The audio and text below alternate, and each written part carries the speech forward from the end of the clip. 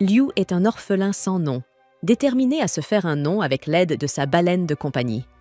Il a passé d'innombrables années à gravir les échelons, mais juste au moment où son rêve est sur le point de se réaliser, il est tué par sa propre bête et renaît sous les traits d'un perdant fauché et laid. Lorsque Liu ouvre les yeux, il se retrouve en pleine forêt et, miraculeusement, son corps est intact, bien que ses vêtements soient différents, sans qu'il sache pourquoi. Il vérifie aussitôt s'il est encore lié à sa baleine, Nian. Mais malheureusement, il semble bien que son compagnon ait disparu pour de bon. Pour l'instant, il doit comprendre où il se trouve et réfléchir à un moyen de rentrer chez lui. Alors il descend tant bien que mal jusqu'à une rivière voisine pour boire un peu d'eau. Cependant, en apercevant son reflet dans l'eau, il réalise que son visage est bien plus laid qu'auparavant. Pris de panique, il tente de comprendre ce qui a bien pu provoquer cela. Mais tout. Ce remue-ménage attire l'attention et un groupe de soldats armés finit par le retrouver. Liu est confus et se demande pourquoi des soldats apparaissent si soudainement, mais avant même qu'ils puissent prononcer un mot, ils dégainent tous leurs épées et l'emmènent de force. Avant que tout cela n'arrive, Liu était le chef du pavillon Liangxiao, une secte en pleine ascension, et son seul rêve dans la vie était de hisser sa secte au rang A dans le classement des ligues, un rêve qu'il était sur le point de réaliser. Tout ce qu'il lui restait à faire était de remporter son prochain combat dans le tournoi des sectes pour prouver sa valeur. Le jour du tournoi, alors que Liu s'apprêtait à partir, il fut salué par tous les membres de sa secte, qui lui souhaitèrent bonne chance pour son combat à venir. Liu les remercia pour leur soutien, mais il devait se dépêcher pour ne pas arriver en retard à son duel. Le tournoi de promotion au rang A est un événement majeur sur ce continent, et de nombreuses personnes influentes s'opposent à l'idée qu'une secte inconnue comme celle de Liu soit autorisée à y participer. Cependant, d'autres soutiennent sa participation, comme le maître de la famille Bai. Ce dernier sait que Liu est en réalité né dans une famille de grande renommée, qui a malheureusement été décimée des années auparavant, le laissant seul survivant. Pourtant, malgré ce revers, Liu a réussi à bâtir une nouvelle secte à partir de rien, et en seulement quelques années, son pavillon Liangxiao est déjà monté au rang B. Une ascension aussi rapide est presque inédite, mais si Liu est aussi fort, c'est parce qu'il possède une connaissance profonde et exceptionnelle des animaux spirituels qui peuplent ce monde. Bientôt, le tournoi commence et Liu entre dans l'arène. D'un simple geste de la main, il invoque sa gigantesque baleine, Nian. Son adversaire est impressionné par cette démonstration, car il est évident que Liu a investi beaucoup d'efforts dans l'élevage de son compagnon. Mais il n'est pas le seul à avoir un animal spirituel impressionnant. Maître Hong joint ses mains pour former une boule de feu, et de cette flamme, il invoque son animal de compagnie, un gigantesque singe, afin de pouvoir se battre à armes égales avec Liu. Il a hâte de voir ce que Liu est capable de faire. Alors dès que le combat commence, les deux créatures foncent l'une vers l'autre et s'affrontent au centre de l'arène. Le singe assène un uppercut dévastateur à Nian, mais ce dernier se remet rapidement et riposte avec un puissant jet d'eau sous pression. Liu ordonne alors à Nian d'attaquer directement Hong, forçant ce dernier à courir et esquiver jusqu'à ce que le singe attrape Nian par la gueule et commence à le faire tournoyer dans tout le stade. Les organisateurs auraient vraiment dû investir dans une barrière magique ou quelque chose du genre, car rien que le vent provoqué par la queue de Nian cause déjà bien des ennuis aux spectateurs. Et lorsque le singe jette la baleine, elle aurait complètement écrasé tous ces gens si Liu n'avait pas repris le contrôle juste à temps. Il s'élève alors dans les airs avec Nian et se prépare à utiliser l'une de ses attaques spéciales. Mais Hong s'y attendait. Au moment où Nian lance son attaque aquatique, Hong et son singe parviennent à bloquer et esquiver avec une grande agilité. Le singe s'élance ensuite dans le ciel, et il semble avoir rempli sa jauge ultime ou quelque chose du genre, car il débloque une nouvelle forme et projette un point de feu géant droit sur Liu et Nian. Certains des partisans de Liu commencent à s'inquiéter, car ce point gigantesque est vraiment intimidant. Mais Liu, lui, ne montre aucun signe de panique. Il est entré dans ce combat parfaitement conscient des compétences de Hong, mais il reste confiant en sa victoire, car il a une astuce bien particulière en réserve. Il exécute une technique permettant à sa baleine de passer à sa seconde forme. Et alors que le point de feu approche, Nian avale un vide. Le singe continue d'attaquer, mais grâce aux compétences de Liu, Nian est capable d'absorber toute l'énergie des attaques avant de tout recracher en pleine face du singe. Mais alors que Liu semblait proche de la victoire, quelque chose d'étrange commence à se produire chez Nian. Son corps commence à se décomposer sous les yeux de Liu, puis il entre subitement dans une rage incontrôlable et se met à ravager le stade. Liu ne comprend pas ce qui se passe, mais il ne peut pas laisser Nian blesser des innocents. Il tente donc d'annuler son invocation. Mais pour une raison inconnue, cela ne fonctionne pas. Et dès que Nian se rend compte que Liu essaie de le renvoyer, il se retourne d'un coup sec et avale Liu tout rond. Retour au présent. Liu est désormais enfermé dans un cachot, mais sur le chemin, il a réussi à obtenir quelques informations utiles. Une année s'est écoulée depuis l'incident du tournoi de la SEC, et tout le monde dans le monde entier croit que Liu a perdu la vie, tué par son propre animal de compagnie. Et techniquement, ils ont raison. Liu est bel et bien mort ce jour-là. Mais avant le tournoi, il avait reçu un parchemin interdit d'un homme mystérieux portant un masque. L'homme lui avait expliqué qu'il s'agissait d'un parchemin de réincarnation, et que si Liu venait à subir une blessure mortelle alors qu'il était en possession de ce parchemin, son âme serait transportée, 1 an plus tard, dans le corps d'une personne en bonne santé récemment décédée. Cela signifie que le propriétaire précédent de ce corps est mort dans cette forêt, et que c'est à ce moment-là que l'âme de Liu a pris possession de son enveloppe. Mais Liu n'a toujours aucune idée de l'identité de cet homme ni du crime qu'il a pu commettre pour devenir un homme recherché. Il est également intrigué par les circonstances de sa propre mort, car jamais sa baleine ne lui avait désobéi auparavant. Quelqu'un a forcément saboté son invocation. Quoi qu'il en soit, s'il veut en savoir plus, il doit absolument sortir d'ici. Il tente donc d'invoquer les familiers spirituels liés à ce corps, dans l'espoir qu'ils puissent l'aider. Mais tout ce qu'il parvient à faire apparaître, c'est un caniche et un cactus. Ce n'est pas très prometteur, mais Liu essaie de rester optimiste. Il leur demande de lui montrer leurs capacités spéciales. Hélas, à sa grande déception, la seule technique spéciale que connaît le caniche, c'est d'uriner par terre. Quant au cactus, il peut générer de longues lianes qu'il utilise pour immobiliser ses ennemis. Bon, c'est toujours ça de prix, se dit Liu, mais ce ne sera clairement pas suffisant pour s'évader. Quelques instants plus tard, il entend un garde approcher. Il ordonne alors à ses 2 familiers de se replier dans son corps avant qu'il ne soit découvert. Le garde ouvre la porte de la cellule et annonce à Liu que mademoiselle Liansu souhaite le voir dans ses appartements. Mais à peine a-t-il posé un pied dans la cellule qu'il grimace de dégoût à cause de l'odeur infecte d'urine laissée par le caniche. Liu essaie de couvrir la situation en prétendant que c'est lui qui a uriné sur le sol, mais vu la portée de la flaque, le garde peine à le croire.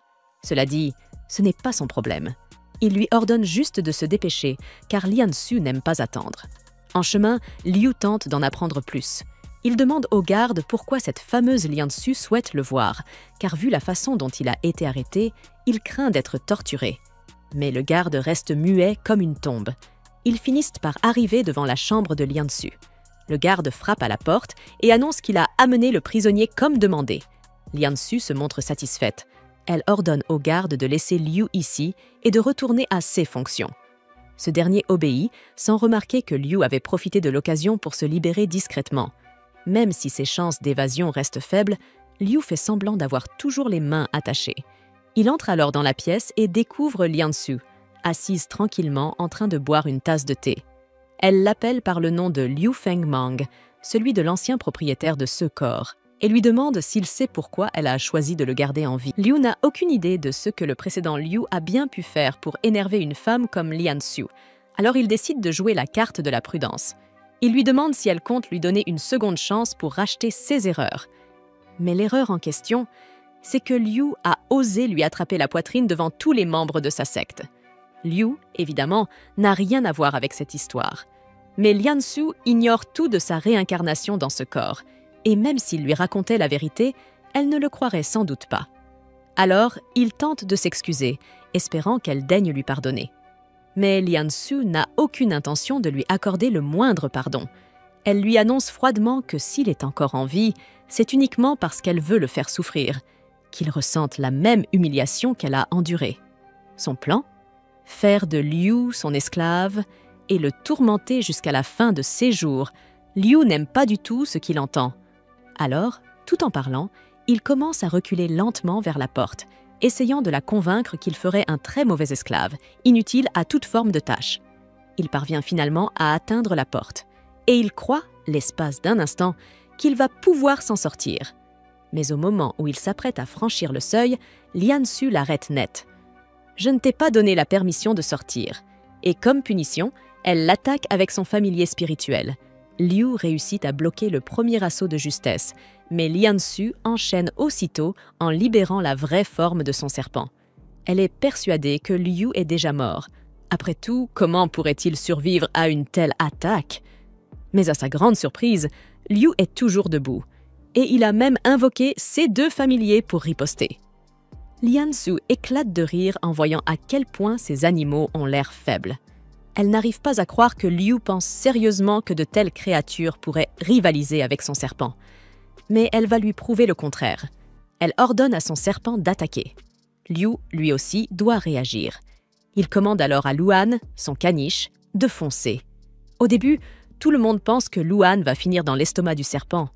Mais, soudainement, Liu prend le contrôle direct des mouvements de son familier, et Luan esquive les attaques avec une agilité déconcertante, dribblant littéralement autour du serpent. Lian Su n'en revient pas. Un simple caniche est en train de ridiculiser son serpent. Mais Liu n'en a pas fini. Son cactus est déjà en position. Il attend le bon moment, puis donne l'ordre de se catapulter sur le serpent. Profitant de la distraction provoquée par Luan, le cactus se lance en l'air et percute violemment la tête du serpent. Désormais, les 2 familiers tournent autour du serpent à toute vitesse, l'empêchant de viser correctement. Lian Su, pour la première fois, est impressionné. Contrôler 2 familiers en même temps, avec une telle précision, ce n'est pas donné à n'importe qui. Mais elle n'a pas encore dit son dernier mot. Elle ordonne alors à son serpent de tourner sur lui-même à une vitesse folle, suffisamment pour repousser Luan et le cactus. Et dès qu'il se libère des lianes du cactus, il se jette dans les airs à sa poursuite et l'avale d'un seul coup. Lian Su jubile, persuadé d'avoir remporté la victoire. Mais en réalité, tout cela faisait partie du plan de Liu. Depuis l'intérieur même du serpent, il prend à nouveau le contrôle du cactus, qui utilise ses lianes pour ligoter le serpent de l'intérieur. Et pour une raison étrange, le serpent semble apprécier ça. Profitant de cette confusion, Liu donne l'ordre à Zuan d'utiliser son attaque ultime. Le petit caniche grimpe le long du corps du serpent, puis urine joyeusement sur le serpent et sur Lian Su elle-même. Lian Su est abasourdie. Elle n'arrive pas à croire que Liu ait osé faire ça. Furieuse, elle ordonne à son serpent de passer à la 2e phase, uniquement pour se venger. Le serpent se couvre soudainement de flammes, brûlant toutes les lianes et manquant de réduire le cactus en cendres. Puis, d'un coup de queue, le serpent envoie valser Zuan, qui s'écrase lourdement au sol, hors de combat. Liu n'a d'autre choix que de rappeler ses 2 familiers pour les protéger. Et maintenant qu'ils sont écartés, Lian Su décide de s'en prendre directement à Liu. Son serpent fonce sur lui et le projette dans l'étang voisin. Sous l'eau, Liu lutte pour reprendre son souffle. Il est sur le point de se noyer, quand soudain, une forme glisse devant son visage. Il a alors une idée. À la surface, Lian Su utilise un peu d'eau de l'étang pour se nettoyer les chaussures, souillées par l'urine du chien. Mais elle est surprise de voir Liu surgir hors de l'eau. Elle pensait qu'il s'était noyé. Mais non. Liu vient de former un lien avec un poisson-chat vivant dans l'étang, et il l'a adopté comme familier. Lian Su se moque ouvertement de lui. Tout le monde sait que le poisson-chat est un familier médiocre. Certes, il a autrefois été capable d'évoluer en une baleine presque invincible, mais après qu'un de ces spécimens a tué son maître, toute l'espèce a été étiquetée comme tueuse de maîtres. Liu tente de lui expliquer que ce n'était pas la faute de la baleine, qu'elle a été sabotée. Mais Lian Su n'a aucune raison de le croire, et même si c'était vrai, ça ne changerait rien. Tous les poissons-chats de la nation ont été exterminés par ordre du Grand Conseil. La seule raison pour laquelle un poisson-chat a survécu ici, c'est que le frère de Lian Su collectionne des espèces disparues. Ce spécimen est peut-être le dernier encore en vie sur tout le continent. De toute façon, le seul capable de réveiller le vrai potentiel du poisson-chat était le maître du pavillon Ling Xiao. Et il est mort depuis longtemps. Aujourd'hui, cette créature est donc complètement inutile. Mais Liu refuse d'écouter davantage les calomnies de Lian Su. Il lui ordonne de se taire. Offensé, Lian-su décide d'en finir une bonne fois pour toutes. Elle envoie son serpent fondre sur Liu, mais ce dernier attrape les crocs de la bête à main nue et les retient assez longtemps pour que son nouveau familier, le poisson-chat, se mette en position. Mayan, le poisson-chat, s'élève dans les airs d'un mouvement fluide, contourne le serpent et, sur l'ordre de Liu, mord sa queue, puis commence à aspirer. Lian-su n'en croit pas ses yeux. La seule personne connue pour maîtriser une telle technique était le maître défunt du pavillon Ling Xiao. Et pourtant, le poisson-chat de Liu est parvenu à avaler entièrement son serpent. Lian-su se retrouve totalement sans défense, incapable d'arrêter Liu. Celui-ci sort de l'étang et s'enfuit sans attendre. Très vite, les gardes de la famille Lian-su sont alertés de son évasion et ils envoient une meute de loups à sa poursuite. Et si vous avez déjà été poursuivi par des loups, vous savez que ce n'est pas une expérience agréable. Liu a réussi à leur échapper jusqu'à présent, mais il sait que ça ne durera pas. Alors, en s'approchant du bord de la montagne, il prend une décision audacieuse. Il va sauter. Il se dit que les gardes ne seront jamais assez fous pour le suivre. Mais il lui faut encore trouver un moyen de survivre à la chute. Il invoque alors son cactus et utilise ses lianes pour s'accrocher au sommet d'un pic rocheux. Grâce à l'élan, il se propulse jusqu'à la montagne suivante. Avec la distance qu'il vient de mettre entre eux, les gardes n'ont plus aucune chance de le rattraper. Ils passeront toute la nuit à fouiller la montagne. En vain. Le lendemain matin, ils retournent au domaine de Lian-su pour lui annoncer la mauvaise nouvelle. Pas la moindre trace, pas même une empreinte de pas. Ils en concluent que Liu a probablement trouvé la mort quelque part dans les montagnes. Mais Lian-su n'est pas convaincue. Liu l'a humilié publiquement. Elle refuse de croire qu'il est mort aussi facilement. Furieuse, elle hurle sur ses gardes, les traitant d'incompétents, et leur ordonne de repartir immédiatement à sa recherche. Elle le veut mort ou vif. Son frère fait alors son apparition, ayant été informé des événements. Il demande calmement à Lian-su de lui dire le nom de l'homme qui a causé tout ce désordre. Pendant ce temps, Liu se réveille avec un oiseau posé sur son visage. Il est parfaitement sain et sauf, mais il espérait de tout cœur que tout ce qui s'était passé la nuit précédente n'était qu'un mauvais rêve. De retour chez Lian-su, celle-ci vient de terminer de raconter à son frère tout ce que Liu lui a fait, y compris le fait qu'il ait utilisé un poisson-chat pour dévorer son serpent. Elle le supplie de la venger, mais le frère de Lian-su n'accorde aucun intérêt à sa petite rancune envers Liu. Ce qui le contrarie vraiment, c'est que Liu ait volé le poisson-chat en édition limitée qu'il avait acquis pour sa collection d'espèces rares. Lian-su se fâche. Non seulement son frère ne la prend pas au sérieux, mais en plus, il ne lui a même pas proposé ce poisson alors qu'il est si puissant. Mais son frère lui explique que l'espèce du poisson-chat n'est pas spécialement puissante. En réalité, elle n'a rien d'exceptionnel, hormis sa capacité innée à dévorer les choses. Mais cette aptitude ne fonctionne que sur des cibles restées immobiles pendant un certain temps. Même une fois évolué en baleine, le poisson-chat n'est pas particulièrement redoutable. À tous les niveaux, c'est une espèce inutile au combat. Il n'y a cependant qu'une seule exception à cette règle. Un poisson-chat contrôlé par maître Fawn Ling Xiao peut devenir extrêmement redoutable. Mais ce maître est mort. Et personne ne connaît les secrets de sa technique. Quant à Liu, il se trouve justement en train de cultiver son poisson-chat au sommet d'une montagne, tout en repensant à tous les événements qui l'ont conduit ici. Il a échoué à atteindre ses objectifs dans sa vie passée, et tout l'héritage qu'il avait bâti avec tant d'efforts a été anéanti par cet incident. Mais il refuse d'abandonner. Peu importe le temps que cela prendra, il jure de s'élever de nouveau au sommet de la Ligue et de prouver sa valeur au monde entier.